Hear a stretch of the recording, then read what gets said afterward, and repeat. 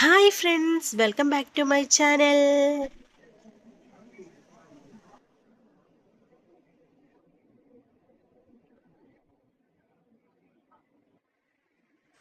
ദേ ഇതുപോലൊരു ഡ്രസ്സ് ഈ വിഷുക്കാലത്ത് നമുക്ക് നമ്മുടെ കുഞ്ഞുമക്കൾക്ക് വേണ്ടി ചെയ്തെടുത്താലോ?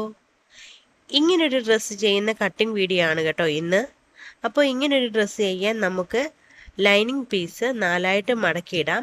അതിനുശേഷം നമുക്ക് മാർക്ക് ചെയ്ത് കൊടുക്കാം. ഇവിടെ ഞാൻ 2 മുതൽ 3 വയസ്സ് വരെയുള്ള കുഞ്ഞുങ്ങളുടെ മാർക്കിംഗ് ആണ് കാണിക്കുന്നത്. എനിക്കിവിടെ യോക്കിൻ്റെ ലെങ്ത് വേണ്ടത് 6 ആണ്. അതിൻ്റെ കൂടെ 1.5 ഇഞ്ചും കൂടെ ഞാൻ ആഡ് ചെയ്തിട്ടുണ്ട്. അങ്ങനെ 2 പോയിന്റ് ഞാൻ വരച്ചു കൊടുത്തിട്ടുണ്ട്. അതിനുശേഷം നമുക്ക് ഷോൾഡർ 4.5 മാർക്ക് ചെയ്തെടുക്കാം. അതിനുശേഷം നെക്ക് 2ഉം മാർക്ക് ചെയ്തെടുക്കാം. ആം ഹോളും 4.5 ആണ് വരുന്നത്. ഷോൾഡർ പോലെ തന്നെയാണ് ആം ഹോളും വരുന്നത്. ഈ ഭാഗത്തു കൂടി നമുക്ക് 4.5 മാർക്ക് ചെയ്ത ശേഷം ഈ 2 പോയിന്റും കൂടെ ഒരു സ്ട്രെയിറ്റ് ലൈൻ ആയിട്ട് വരച്ചു കൊടുക്കാം.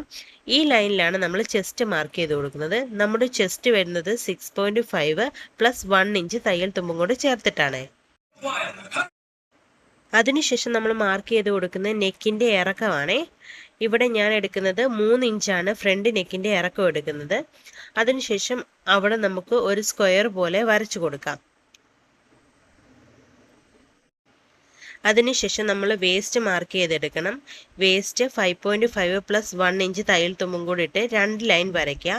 ആദ്യം വരച്ച ലൈൻ നമ്മുടെ സ്റ്റിച്ചിങ്ങിനുള്ള ലൈനാണ്. രണ്ടാമത് വരച്ച ലൈൻ നമ്മുടെ സീം അലവൻസ് ആണ്. അപ്പം കട്ട് ചെയ്യുമ്പോൾ സീം അലവൻസിൻ്റെ ലൈനിൽ വേണം നമ്മൾ കട്ട് ചെയ്യാനായിട്ട്. ഇനി അടുത്തതായിട്ട് നമുക്ക് ചെയ്യേണ്ടത് ആം ഹോളാണ്. ആം ഹോളിൻ്റെ അവിടുന്ന് 1.5 ഇഞ്ച് മുകളിലോട്ട് ഒരു ലൈൻ വരച്ച് മാർക്ക് ചെയ്യണം. അതിനുശേഷം നമുക്ക് കൈ കൊണ്ടോ അല്ലെങ്കിൽ നമുക്ക് ആം ഹോൾ കർവ് ഉണ്ട്, ആ കർവ് കൊണ്ടോ നമുക്ക് ഒരു കർവ് ഷേപ്പ് വരച്ചെടുക്കാവുന്നതാണ്. അതിനുശേഷം ഞാനിവിടെ ഫ്രണ്ട് നെക്ക് ഒന്ന് മാർക്ക് ചെയ്തെടുക്കുകയാണ്. അതിനുശേഷം നമുക്ക് ഈ പീസ് ഒന്ന് കട്ട് ചെയ്ത് മാറ്റിയെടുക്കാം. പ്രത്യേകം ശ്രദ്ധിക്കണം, നമ്മൾ സീം അലവൻസ് കൂട്ടിയെടുത്ത് ആ ലൈനിൽ കൂടെ വേണം കട്ട് ചെയ്തെടുക്കാനായിട്ട്. അതിനുശേഷം ആം ഹോളും നമ്മൾ കട്ട് ചെയ്തെടുക്കുകയാണ്.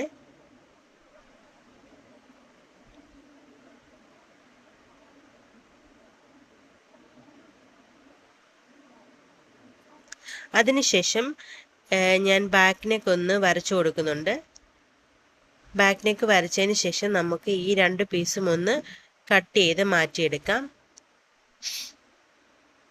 അതിനുശേഷം നമുക്ക് ഫ്രണ്ട് നെക്ക് വെട്ടിയെടുക്കാം. ബാക്ക് നെക്കിൻ്റെ പീസിൽ ബാക്ക് നെക്ക് എന്ന് എഴുതി വെച്ച ശേഷം ഫ്രണ്ട് നെക്ക് നമുക്ക് വെട്ടിയെടുക്കാം. നമ്മൾ ഫ്രണ്ട് നെക്ക് ബാക്ക് നെക്ക് ഒരുമിച്ചിട്ട് വെട്ടാഞ്ഞതിൻ്റെ കാരണം നമുക്ക് ഫ്രണ്ടിലെ ഇച്ചിരി ഷേപ്പ് വ്യത്യാസമുള്ള നെക്കാണ് കിട്ടുന്നത്. അതുകൊണ്ടാണ്. 2 നെക്കും സെയിം ആണെങ്കിൽ നിങ്ങൾക്ക് ഒരുമിച്ചിട്ട് തന്നെ വെട്ടാവുന്നതാണ്. അതിനുശേഷം ഇവിടെ ഞാൻ സ്ലീവ് ചെയ്യാൻ പോവുകയാണ്. സ്ലീവ് ചെയ്യാൻ വേണ്ടിയിട്ട് ബോർഡറാണ് എടുത്തേക്കുന്നത്. ബോർഡറിൻ്റെ തുണി 4ആയിട്ട് മടക്കി വെച്ച ശേഷം ഇത് പഴയ ഒരു പാറ്റേൺ പേപ്പറാണ്, നേരത്തെ ചെയ്ത് വെച്ചിരുന്ന ഒരു പാറ്റേൺ പേപ്പറാണ്. ഇവിടെ ഞാൻ പഫ് സ്ലീവാണ് ചെയ്യാൻ പോകുന്നത്.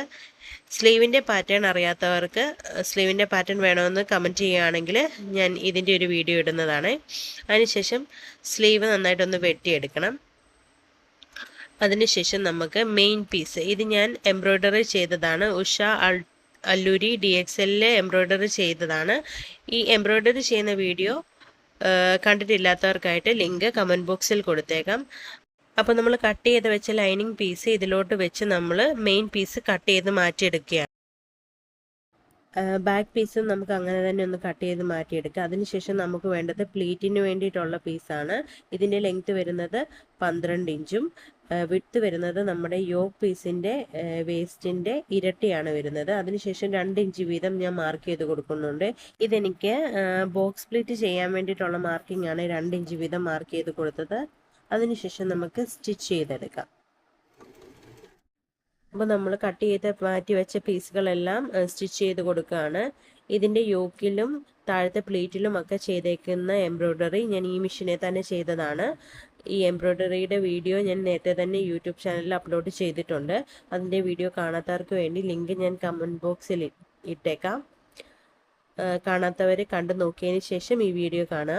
അപ്പോൾ നിങ്ങൾക്ക് എംബ്രോയ്ഡറി ചെയ്യുന്ന രീതിയും പഠിച്ചെടുക്കാനായിട്ട് പറ്റുന്നതാണ്. ഞാനിവിടെ ഡോരിയും കൂടെ വെച്ച് കൊടുക്കുന്നുണ്ട് പുറകിൽ ടൈ ചെയ്യാനായിട്ട്. അപ്പം നമുക്ക് ഫൈനൽ ഔട്ട്പുട്ട് ഒന്ന് കണ്ടിട്ട് വന്നാലോ. ഇതാണ് കേട്ടോ ഫൈനൽ ഔട്ട്പുട്ട്. ചെസ്റ്റിൽ മിഷൻ എംബ്രോയ്ഡറിയുടെ കണിക്കൊന്ന പൂവ് ചെയ്തിട്ടുണ്ട്. താഴോട്ട് വരുമ്പോൾ പ്ലേറ്റ് വന്നിരിക്കുന്നത് ബോക്സ് പ്ലേറ്റ് ആണ്. ബോക്സ് പ്ലേറ്റിൽ നിറയെ ചെറിയ ചെറിയ കണിക്കൊന്നയുടെ ഫ്ലവേഴ്സ് എംബ്രോയ്ഡറി ചെയ്ത് വെച്ചിട്ടുണ്ട്. അതിനുശേഷം 2 ചെറിയ പഫ് സ്ലീവുകൾ അറ്റാച്ച് ചെയ്തിട്ടുണ്ട്. നെക്കിൻ്റെ ഷേപ്പ് വരുന്നത് ഫ്രണ്ട് നെക്ക് ലീഫ് നെക്കാണ്. ബാക്കിലോട്ട് വരുമ്പോഴത്തേക്കിനും നമ്മൾ ബാക്കിൽ ഒരു ചെറിയ ഓപ്പണിങ് കൊടുത്തിട്ടുണ്ട് കുഞ്ഞുങ്ങളുടെ തല കയറാൻ വേണ്ടിയിട്ട്. അതിനുശേഷം നമ്മൾ ബാക്ക് നമ്മുടെ ഷേപ്പിനനുസരിച്ച് ടൈ ചെയ്യാനായിട്ട് ഒരു ടൈയപ്പും കൂടെ അറ്റാച്ച് ചെയ്തിട്ടുണ്ട്. അത്യാവശ്യം നല്ല ഫ്ലെയറിൽ തന്നെ ഈ ബോക്സ് പ്ലേറ്റ് വന്നിട്ടുണ്ട്. അപ്പോൾ എങ്ങനെയാ ഈ വിഷുവിന് ഇതുപോലൊരു കുഞ്ഞുടുപ്പ് നമ്മുടെ കുഞ്ഞുങ്ങൾക്കും ചെയ്ത് കൊടുക്കുന്നില്ലേ? വീഡിയോ ഇഷ്ടമായിട്ടുണ്ടെങ്കിൽ ലൈക്ക് ചെയ്യുക, ഷെയർ ചെയ്യുക, കമൻറ്റ് ചെയ്യുക, സബ്സ്ക്രൈബ് ചെയ്യുക. Thanks for watching.